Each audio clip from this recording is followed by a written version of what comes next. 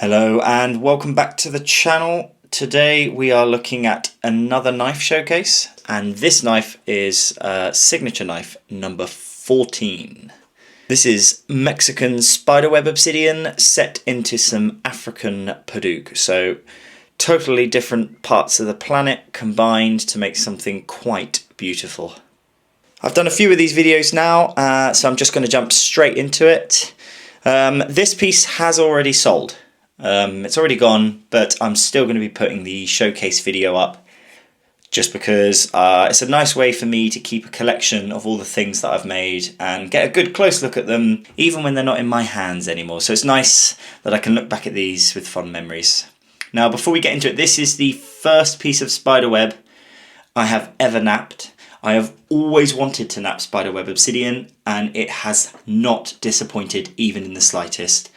It was like butter to nap, and it's so glassy and so beautiful. It's my favourite type of obsidian to nap, and I cannot wait to make more. I'm actually thinking of doing one of my trilogy series in spiderweb, so look out for that. Right, let's jump into the blade. This is a 5.5 inch fog nap blade, and as you can see, out of quite incredible spiderweb.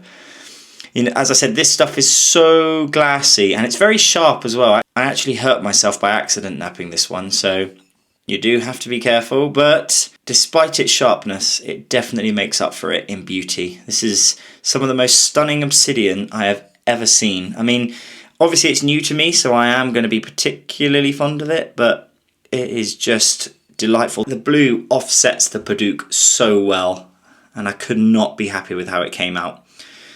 It's come out to a good shape, a good thickness. It is serrated, as with all my knives, but you can see here, it's pretty straight. It's got a good thickness to it. It's everything I'd want. I really like the slightly, almost it feels flat in the middle shape when it comes to these knives. And this piece has it well. Everything went well from start to finish, so very, very happy. Traditionally hafted, as usual, using homemade pine pitch. It's also been wrapped with wax sinew and treated with hide glue with my little X pattern. And then we get into the wood. So this is African Padauk, the first time I have ever worked it. With time, it will go slowly from this orange, this brilliant orange, back down into a brown, which is already kind of doing. In fact, it happens straight away. It's quite amazing to watch it.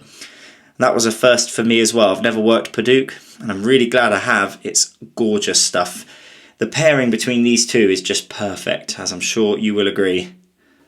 And then we're going to get into the stand. So the stand is Spanish citrine or cidrella. A very nice wood, very light, quite interesting to work. I think I will make some handles out of this in the future, but it is very nice.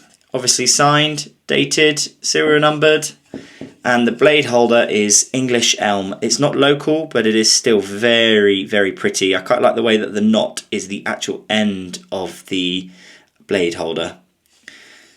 And it just sits down like that. Blade goes straight on top, and there you go. Absolutely delighted with that. This is going to be on its way to its new home in America soon. So once again, number 14. It's been a privilege to have it for a short while after it was made, and I really hope that it brings its new owner as much joy as I had certainly napping it. Thanks again for watching. Don't forget to like and subscribe, and I'll see you all soon.